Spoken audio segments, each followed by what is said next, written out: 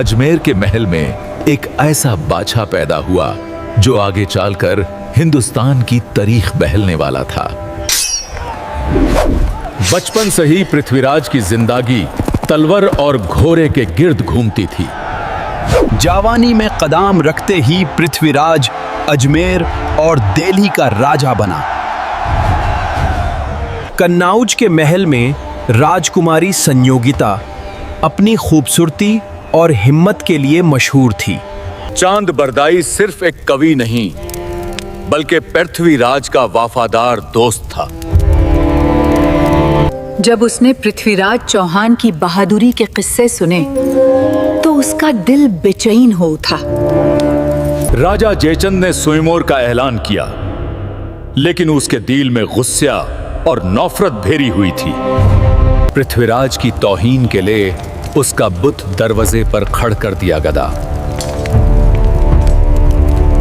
अचानक पृथ्वीराज आया और संयोगिता को अपने घोड़े पर बिठाकर अजमेर ले गया।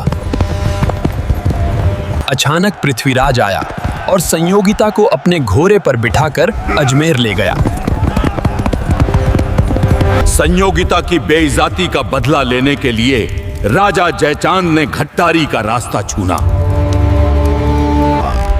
उसी गद्दारी के नतीजे में मोहम्मद गौरी हिंदुस्तान पर हमला करने निकला। पृथ्वीराज ने अपनी फौज को इकट्ठा किया और धरती की हिफाजत का वादा किया।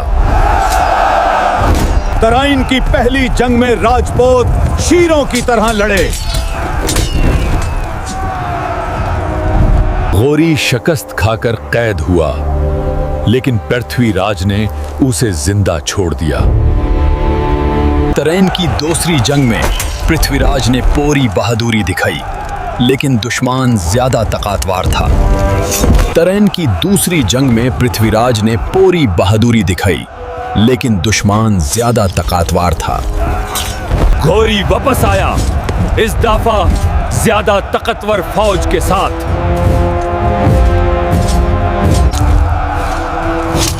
शिकस्त के बाद पृथ्वीराज चौहान कैद कर लिया गया।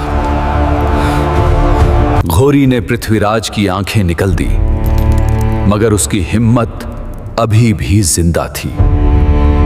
उसे आवाज सुनकर निशाना लगाने का फुन हासिल था, जिसे शब्द भेदी बाण कहते हैं।